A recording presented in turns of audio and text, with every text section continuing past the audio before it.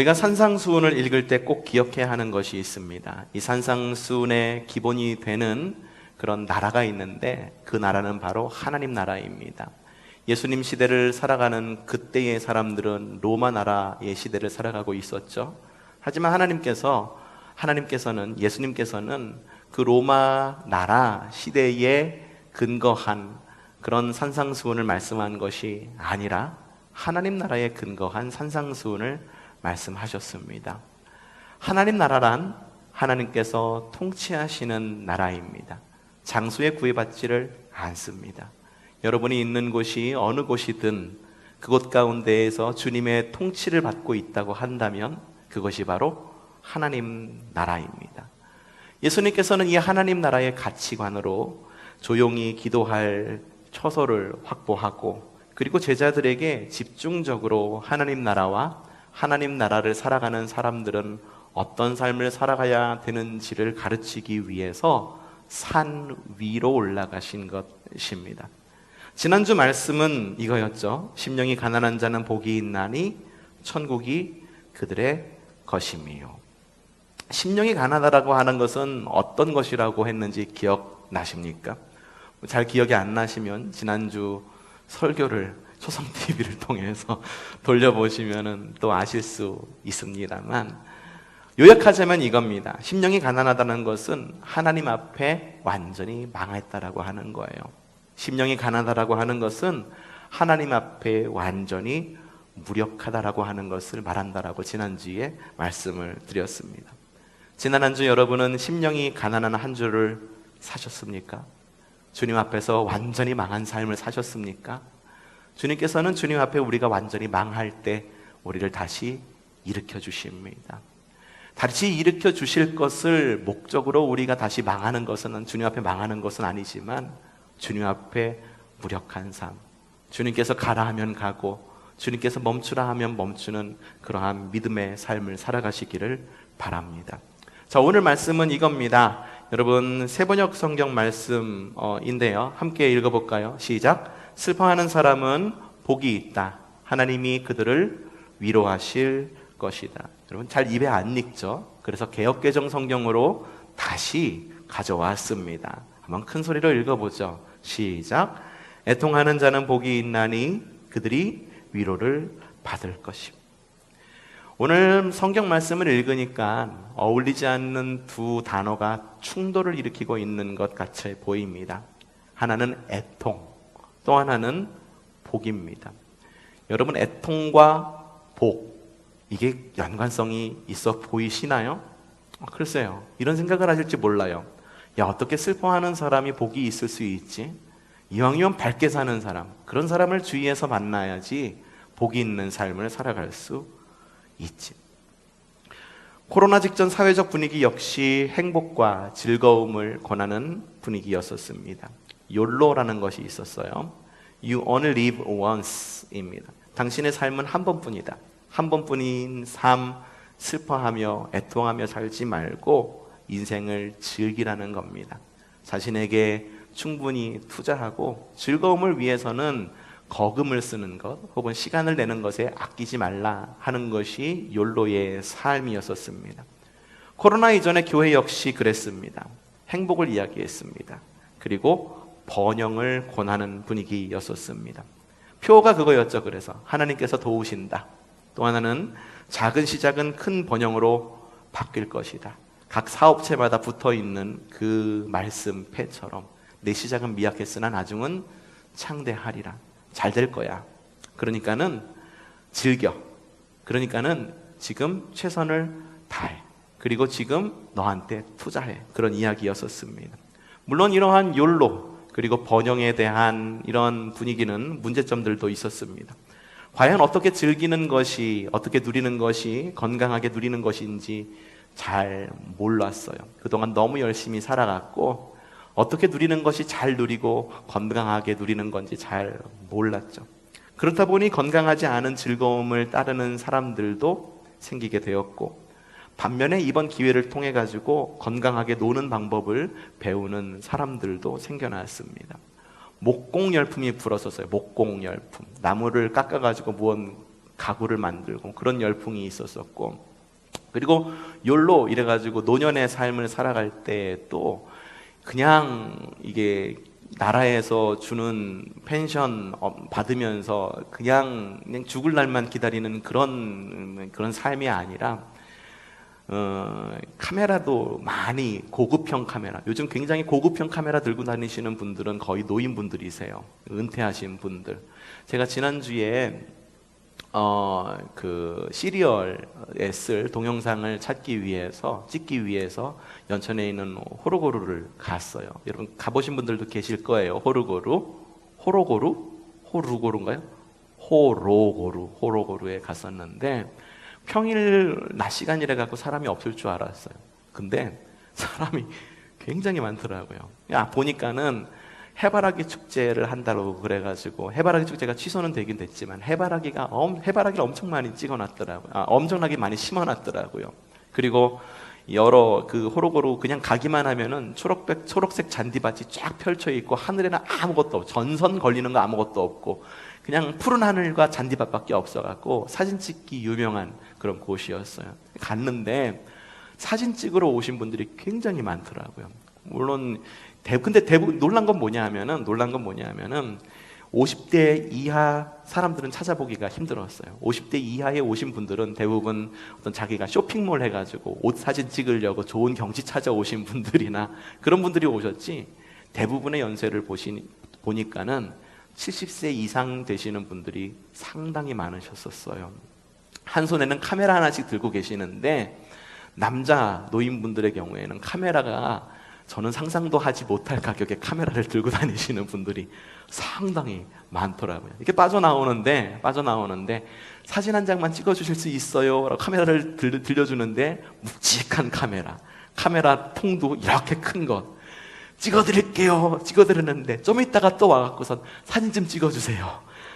그렇게 한 4분인가 5분을 갖다가 그 자리에서 찍어드리고 이렇게 온 그런 경험이 지난 주일에 있었어요.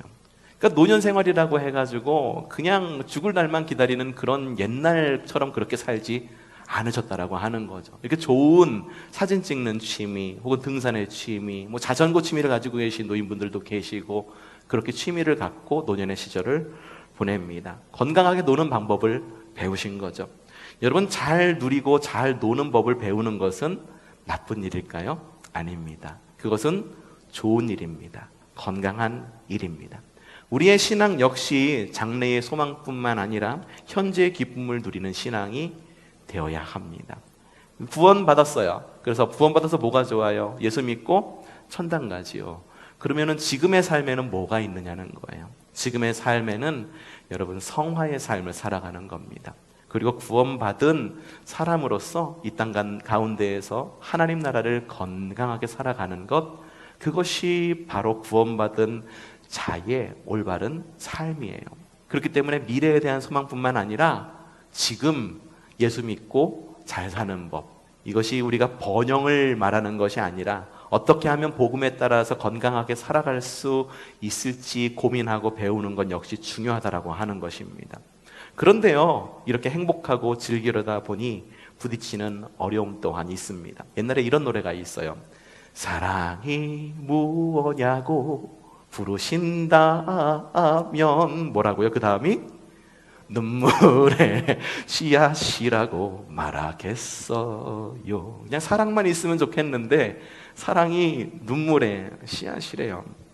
그런데요, 행복 역시 마찬가지입니다. 행복이 뭐냐고 물으신다면 저는 여러분들에게 드리고 싶은 것은 눈물의 씨앗이라고 여러분들에게 말씀을 드리고 싶기도 합니다. 이게 뭔 말이냐 하면은 누군가의 희생이 있었기 때문에 우리가 행복할 수 있고 즐거울 수 있었다라고 하는 것이죠. 가족을 위한 아버지와 어머니의 희생, 그리고 사회 기반을 지키기 위한 사회인의 희생. 여러분, 요즘 코로나 시대를 겪으면서 각 댁에서 택배 많이 받아 보시죠? 그렇죠? 그 택배를 누가 나르겠습니까? 기계가 날라줍니까? 아니에요. 한 통에 얼마 되지 않는, 한 배달 하나당 얼마 되지 않는 그러한 수수료를 받아가면서 몸을 써서 애쓰는 택배 기사님들이 있기 때문에 우리가 택배를 받아볼 수 있는 거죠. 그분들의 희생과 그리고 그분들의 노력이 없이는 우리는 사회를 유지할 수 없는 거예요. 나라는 어떻습니까? 지금 나라를 지키는 군인들의 희생이 없이는 이 나라가 지켜질 수가 없는 거죠. 교회도 역시 마찬가지입니다. 교회를 유지하기 위한 성도의 기도와 노력과 재정적 헌신들, 이런 것들이 있기 때문에 우리가 교회를 이룰 수 있는 거예요. 그러니까 지금 우리가 교회에 모여가지고 환하게 불 켜고 이렇게 인터넷으로 방송하고 그리고 지금 소예배실에서 예배하고 할 수 있는 것은 뭐냐 하면 보이지 않는 한 분 한 분의 희생과 헌신이 있었기 때문에 가능하다는 거예요. 이게 저절로 되지 않아요. 누군가 와서 불을 킨 사람이 있고 누군가 와서 저에게 이렇게 물병을 올려주시는 분이 있고 물 한번 마시고 시작해야겠네요. 매주 감사합니다. 이게 PPL 받으면은 좋은데 PPL을 안 들어오네요. 우리 교회는. 어쨌든 그래요.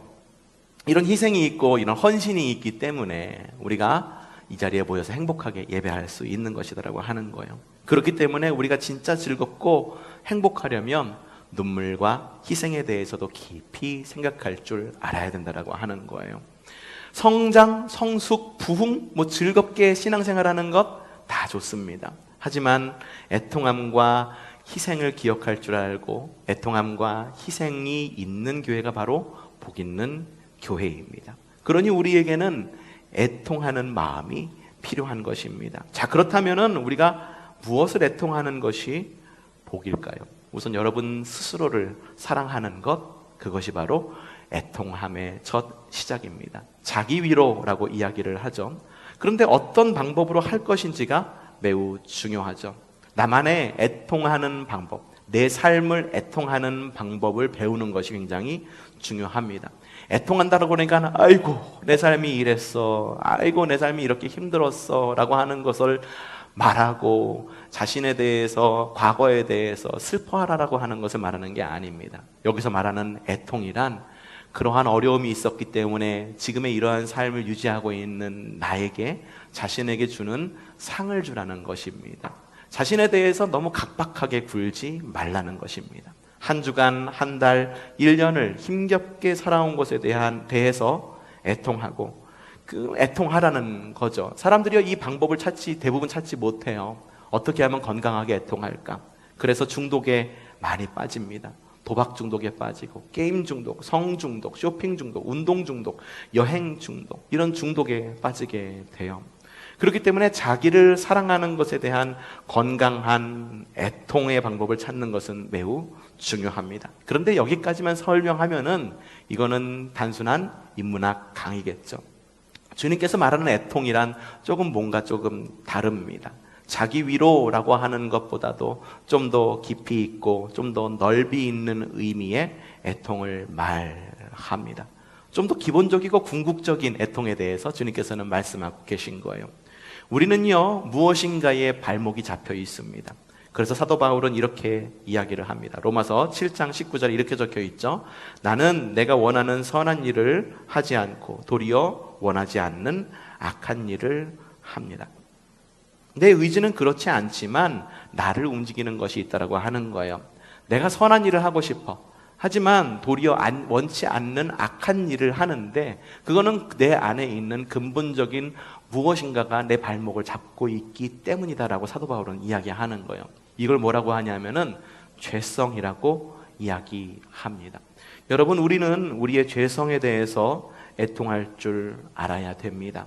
나의 죄로 인해 슬퍼할 줄 알아야 합니다. 나의 죄에 대해서는 아무리 슬퍼해도 지나치지 않습니다. 죄성에 대해 슬퍼할 줄 아는 사회, 죄성에 대해서 슬퍼할 줄 아는 정치, 죄성에 대해 슬퍼할 줄 아는 종교, 그러한 종교가 우리 가운데에 세워져야 된다라고 하는 거예요. 정치와 종교에서 말하는 정의라는 문제는 언제나 우리에게 큰 화두입니다. 어떻게 하면 공정한 사회가 될까? 어떻게 하면 모든 사람이 잘 사는 사회가 될까? 어떻게 하면은 누군가가 차별받지 않는 삶을 살아가게 될 것인가? 이 정의에 대한 문제는 굉장히 우리에게 중요한 문제 가운데의 하나죠. 그런데 종교도 그렇고 다른 종교도 그렇고 정치도 그렇고 이 정의에 대해서 이야기하면서 간과하는 것이 있어요. 그게 뭐냐 하면 사람의 죄성과 탐욕에 대해서 굉장히 간과합니다. 이렇게 하면은 사람들이 더 잘 살아갈 거야. 저렇게 하면 더 잘 살아갈 거야. 사람들은 정직하게 이걸 잘 지킬 거야 라고 이야기하지만 사람들이 과연 그럴까요?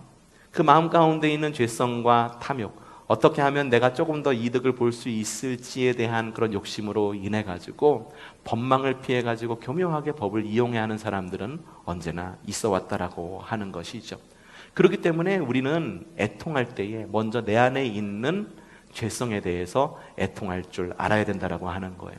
성경의 다윗은요, 하나님 마음에 합한 자라는 표현을 받은 유일무이한 사람입니다. 다윗을 볼 때 여러분은 하나님 마음에 합한 자라고 그런 생각이 드십니까? 과연 정말 그럴까요? 다윗의 아내가 있었습니다. 솔로몬의 어머니인 밧세바라고 하는 여인이 있었죠. 이 밧세바라고 하는 여인을 어떻게 얻은 걸까요? 하루는 어느 날 저녁에 다윗이 잠을 자다가 일어나가지고 잠이 안 오니까는 왕실 밖에 궁궐을 돌아다니는 거였어요. 옥상에서 돌아다니다가 보는데 저 아래에 보니까는 굉장히 아름다운 여인이 목욕을 하고 있었다라고 하는 거죠. 그러니까 다윗이 볼 때에 너무 아름다웠다는 거예요. 저 여인을 내 아내로 맞아들이면 좋겠다라는 생각이 들었다는 거죠. 근데 문제가 있었어요. 이 밧세바는 우리아의 아니었다라고 하는 거죠. 우리아는 지금 전쟁터에 나가서 다윗과 이스라엘 나라를 위해서 싸우고 있는 장군이었어요. 충신이었었죠. 근데 반면에 다윗은 어땠습니까? 저녁 시간에 잠을 자다가 잠이 안 와서 깬 거예요. 밖에 나가서 싸우는 사람이 있는데 안에서 왕이라고 하는 사람이 잠이 들어가지고 그냥 옥상을 거닐다가 글쎄 밧세바를 보게 된 거죠. 결국 이 다윗은 밧세바를 얻기 위해서 이 우리아를 전쟁의 선봉에 내보내서 우리아를 죽여버립니다. 이후에 나단 선지자가 다윗을 찾아와요. 그러면서 이 밖에서 있었던 일인데요, 한번 들어보십시오 라고 어떤 이야기를 전합니다. 무슨 이야기였냐면은 부자가 있었고 가난한 사람이 있었어요. 근데 부자의 집은 양이 엄청나게 많았고 가난한 사람은 양을 한 마리 키우고 있었어요. 근데 하필이면은 이 부자의 집에 손님이 왔네요. 그래갖고 양을 잡아야겠는데 자신의 그 많은 양 가운데에 한 마리를 잡는 것이 아까워서 가난한 사람 집에 가가지고 그 한 마리 있는 양을 뺏어다가 손님을 대접했습니다. 왕이시여, 이 사람을 어떻게 해야겠습니까? 다윗이 버럭 화를 내면서 그런 자는 빨리 불러들여가지고선 벌을 줘라라고 이야기합니다. 이때 나단이 이야기합니다. 나단 선지자가 이야기를 합니다. 임금님, 바로 그 사람이 바로 당신입니다. 당신은 가지고 있는 그 많은 것들이 있음에도 불구하고 우리아의 아내 밧세바를 취하기 위해서 마치 가난한 사람의 양 한 마리를 취했듯이 당신은 탐욕스러운 그런 것을 저지른 죄인입니다라고 이야기를 합니다. 왕위예요. 그리고 모든 것을 할 수 있고 명령만 내리면 모든 것을 할 수 있습니다. 사실 우리아를 전장에 내보내지 않아도 자기가 왕권으로 밧세바를 취하려고 했으면 취할 수 있었을까요? 예, 충분히 취할 수 있는 위치였었어요.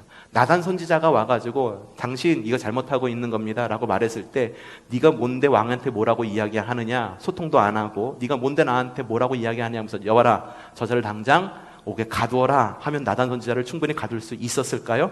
네, 가둘 수 있었습니다. 그럼에도 불구하고 다윗은 어떻게 했냐 하면은 바로 엎드려서 주님께 회개의 기도를 올립니다. 그 회개의 기도가 시편 51편입니다. 시편 51편 표제를 보면 이렇게 적혀 있어요. 다윗이 밧세바와 동침한 후 선지자 나단이 그에게 왔을 때라는 표제어가 있습니다. 여기 뭐라고 적혀 있냐면은 이 시편에는 뭐라고 적혀 있냐면 이렇게 적혀 있습니다. 하나님, 주님의 한결같은 사랑으로 내게 자비를 베풀어 주십시오. 주님의 크신 긍휼을 베푸시어 내 반역죄를 없애 주십시오. 내 죄악을 말끔히 씻어 주시고 내 죄를 없애 주십시오. 그리고 10절에는 이렇게 적어놓고 있습니다. 아, 하나님, 내 속에 깨끗한 마음을 창조하여 주시고 내 속을 견고한 심령으로 새롭게 하여 주십시오. 찬양도 있잖아요. 정결한 마음 주시옵소서 오 주님. 이것이 바로 다윗이 나단 선지자 앞에서 하나님 앞에서 엎드려서 침상을 적시면서 기도했던 다윗의 회개의 기도였다라고 하는 거예요. 자신의 죄에 대해 말하면서 하나님, 이것 잘못했어요, 저것 잘못했어요, 하나님 이런 죄는 저지를 수도 있잖아요, 하나님 한번 봐주세요 라고 말하지 않고 자신의 죄에 대해서 뭐라고 말하냐면은 세번역 성경 5장 51장 2절에 1절에 이 죄에 대해서 뭐라고 이야기하고 있냐면은 내 반역죄를 없애주십시오라고 이야기를 합니다. 하나님 앞에서 죄를 지은 것, 그건 그리고 이웃의 아내를 탐낸 것, 나단 선지자가 왔을 때 그 이야기를 듣고 자신이 느낀 이 죄의 무게는 단순히 이웃의 아내를 취한 것이 아니라 하나님 앞에서의 반역죄라고 그렇게 고백을 하면서 회개했다라고 하는 거예요. 저는요, 다윗이 하나님 마음에 합한 자라고 불리기 너무 합당한 사람이라고 여겨집니다. 왜냐하면 다윗은 자신의 죄성을 인정하고 애통할 줄 아는 사람이었기 때문이에요. 하나님께서는 다윗의 이러한 탁월함을 아셨기 때문에 다윗을 이스라엘 왕족 가운데의 가장 위대한 왕조로 세워주신 것이 아닌가, 저는 그렇게 생각합니다. 여러분, 나 자신을 애통할 줄 아는 사람이란 죄성에 대해서 인정하고 그리고 죄를 자각했을 때 돌아서서 행치 않는 사람입니다. 애통한다라고 하는 것은 우리의 회개와 떼어놓고 이야기할 수 없어요. 회개는 뭔지 아십니까? 하나님 잘못했어요 라고 말하고 뒤돌아서서 똑같은 죄를 범하는 것이 아니라 하나님 잘못했어요 라고 말하면 곧바로 뒤로 돌아서 하나님을 향하는 삶, 하나님 나라를 살아가는 삶이 바로 회개하는 삶이다라고 하는 거예요. 바로 그런 사람에게 주님께서는 오늘 말씀에서 이야기를 하시는 것입니다. 슬퍼하는 사람은 복이 있다. 하나님이 그들을 위로하실 것이다. 누가 위로를 한다고 합니까? 지금 우리는 나 자신, 앞서서 제가 여러분 자신을 사랑하라 라고 말씀을 드렸어요. 여러분 스스로를 위로하라 라고 말씀을 드렸습니다. 근데 오늘 말씀에 누가 위로할 것이냐 라고 하는 그 누가 라고 하는 주체가 누군지 아십니까? 슬퍼하는 사람은 복이 있다.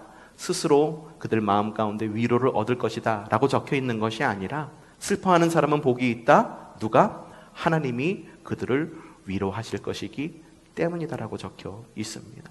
여러분, 우리 마음 가운데 있는 죄성을 인정하시기를 바랍니다. 그리고 그것을 애통할 줄 아는 믿음의 성도들 되시기를 바랍니다. 바로 그런 성도들에게 주님의 위로가 있을 것입니다. 또 한 가지 애통의 방향이 있습니다. 나를 넘어 애통할 줄 알아야 됩니다. 나를 애통할 줄 알다고 한다면 나를 넘어 애통할 줄 아는 사람이 되어야 된다고 하는 거죠. 예수님 시대에 애통하는 자란 어떤 사람을 말할까요? 좀 유난히 좀 감수성이 예민해가지고 무슨 이야기를 하면 눈물이 핑 도는 그런 감수성을 가진 사람을 애통하는 자라고 이야기할까요? 어제 이렇게 교회를 위해서 청소하기 위해서 몇몇 성도분께서 이렇게 나오셔서 이렇게 청소를 하시더라고요. 3층에 있는 제 사무실에서 이렇게 설교 준비를 하다가 밖이 시끌시끌해요. 이렇게 내다보니까는 세 분의 성도님께서 오셔서 청소를 하고 있었어요. 그래서 뭐 오늘 청소하러 오셨어요?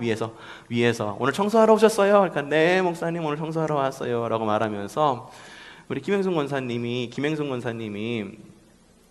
저한테 손을 들어서 보여주는 게 목사님 저 핸드폰 바꿨어요 라고 이야기를 하시는 거예요. 근데 저는 그걸 듣는 순간 핸드폰 바꿨다라고 하는 자랑으로, 여러분 자랑으로 여겨지십니까? 전 자랑으로 여겨지지 않았어요. 어떻게 여겨졌냐 하면은 목사님 지금 비대면 시대에 인터넷으로 예배해야 되는데 내 핸드폰이 인터넷이 안 돼가지고 인터넷 할 수 있는 핸드폰으로 바꿨어요. 말씀이 그리워가지고 예배가 그리워서 바꿨어요 라고 그렇게 한 걸로 저는 그렇게 들었어요. 여러분 어떻게 들리십니까? 물어봤어요. 그럼 권사님 문자 받으셨어요? 문자 어떻게 보는 거예요?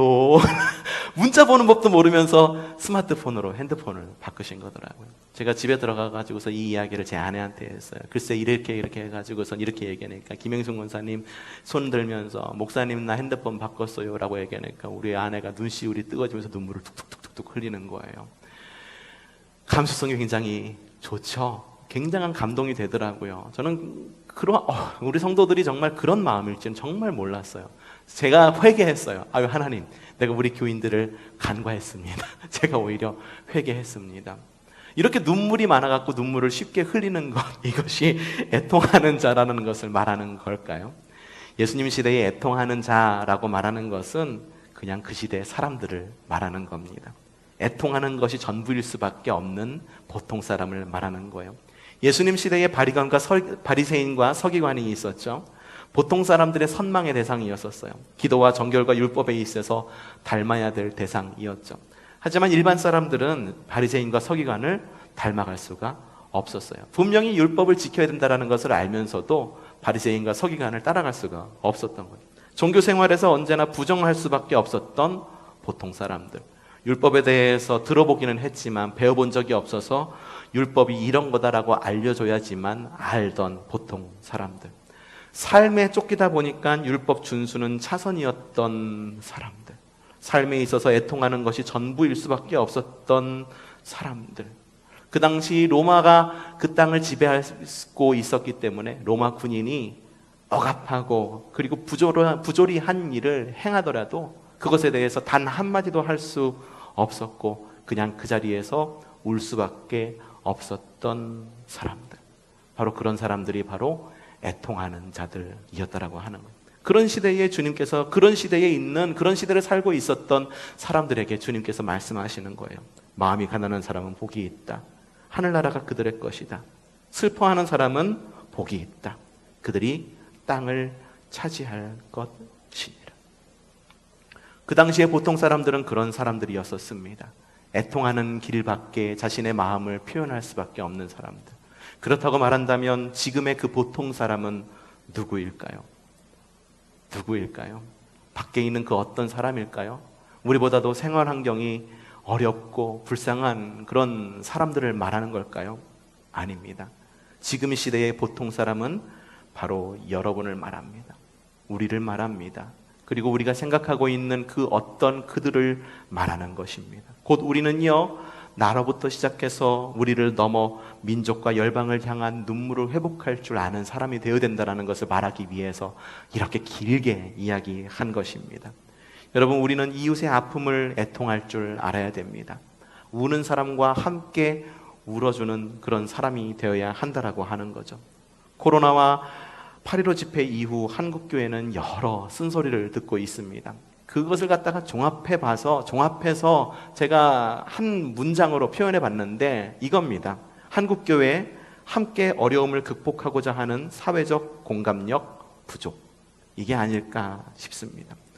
어쩌면요, 교회는 이런 쓴소리를 듣고 있어서 우리가 참 억울하다 여겨질지도 모르는 그런 마음일지도 모릅니다. 정말 억울하기도 해요. 진짜 억울하기도 합니다. 그리고 경우에 따라서 차별이고 부조리다 여겨지는 일을 겪기도 합니다. 하지만 이런 현상들은요, 정신이 번쩍 들게 하는 상황이고 이기적인 신앙의 경정을 울리는 현실임을 우리는 기억하고 우리가 그런 마음 자세로 지금의 시기를 이겨 나가야 된다고 하는 것입니다. 어쩌다 이 지경까지 오게 되었는지. 그냥 나만 믿고 개인적인 신앙, 나 믿고 나 천국 가고, 나 믿고 우리 가게 잘 되고, 나 믿고 우리 가정 잘 되고, 이런 신앙만 우리 마음 가운데 뿌려졌기 때문에, 이기적인 신앙만 우리 가운데에 있었기 때문에, 그런 신앙만 우리가 키워왔기 때문에 지금의 우리의 상황이 우리에게 있는 것은 아닌가, 그렇게 생각해 보게도 됩니다. 여러분, 우리 교회는 참 좋은 교회입니다. 여러분이 할 때 우리 교회는 어떤 교회다라고 생각할지는 모르지만 제가 생각하는 우리 교회는 정말 좋은 교회입니다. 은퇴하신 아버지께서 이렇게 말씀하셨어요. 나는 한 번도 착한 성도를 못 만나봤어. 전 그 얘기 들으면서 좀 짠했어요. 왜 그랬냐면은 착한 성도, 좋은 성도를 못 만나봤다라고 하는 것. 제가 그 옆에서 가장 가깝게 지켜봤잖아요. 정말 치열하게 목회하셨어요. 성전 건축하면서 교회 내에 다툼을 감내내셔야 됐고, 저도 어쩌면 그 어려움 가운데에 하나가 저 자신이지 않았을까라는 생각이 들기도 합니다. 그런데요, 저는요 벌써 착한 성도들을 만났습니다. 여러분을 만났어요. 그리고 착한 교회를 만났습니다. 이런 착한 교회에서 목회하는 제가 얼마나 복된 목사인지 요즘에 다시 한번 되돌아보게 됩니다. 자, 이런 착한 교회, 그럼 우리 교회는 착한 교회인데 앞으로는 어떤 교회가 되어야 될까요? 열방을 향한 애통의 마음을 회복하는 교회가 되어야 합니다. 복음 앞에서 지금 우리의 모습에 대해서 애통할 줄 알고 그리고 열방을 향한 애통의 마음을 회복하는 그런 믿음의 교회가 되어야 합니다. 다시 한번 오늘 말씀 읽어보도록 합시다. 자, 시작. 애통하는 자는 복이 있나니 그들이 위로를 받을 것임이요. 우리 초송교회는 애통의 마음을 회복하는 교회가 됩시다. 하지만 그마저도, 애통하는 것마저도 하나님 나라를 살아가기 위한 하나님께서 내세우는 조건은 아님을 늘 기억하시기를 바랍니다. 하나님 나라는 주님이 오심으로 시작된 나라입니다. 내가 한 것, 주님 오심으로 시작한 이 하나님의 나라를 살아가는 내 자신이 한 것이라고는 고작 믿은 것 하나뿐입니다. 그리고 그 믿음마저도 결코 견고하지 않다라고 하다라고 하는 것을 우리는 우리의 삶을 통해서 늘 느끼고 있습니다. 애통하는 자가 복된 이유는 뭔지 아십니까? 자신의 공로 없음을 알기 때문입니다. 우리가 누리는 모든 것, 어쩌면 우리가 누리고 있지 못하고 있는 부조리라 여겨지는 그 모든 것들 또한 내가 한 것은 아무것도 없고 주님께서 우리를 인도하셨고 주님께서 은혜를 우리에게 주셨기 때문에 대해지고 그리고 또한 누리고 있는 것이다라고 하는 거죠. 여러분, 우리가 무엇을 애통해야겠습니까? 어떤 사람들은 나의 그 무엇을 애통합니다. 어떤 분들은 경제가 살아야 되는데 라고 경제 불황에 대해서 애통을 합니다. 어떤 분들은 비대면 예배에 대해서 애통합니다. 여러분, 그 무엇보다도 우리의 죄성에 애통하시기를 바랍니다. 그동안에 기도가 없었음을 애통하시기를 바랍시다. 그리고 또한 회개가 없음을 애통하기를 바랍니다. 더불어 나를 넘어 지역사회와 대한민국과 열방을 애통하는 우리 교회가 되기를 바랍니다. 우리가 공감 능력이 부족했음을 애통하시기를 바랍니다. 나 배부르기에만 급급했음을 애통하는 믿음의 성도들 되시기를 바랍니다. 그리고 그 애통함조차도 주님의 은혜임을 기억하고 하나님 나라의 기쁨과 눈물을 회복하는 믿음의 성도가 되시기를 주님의 이름으로 축복합니다.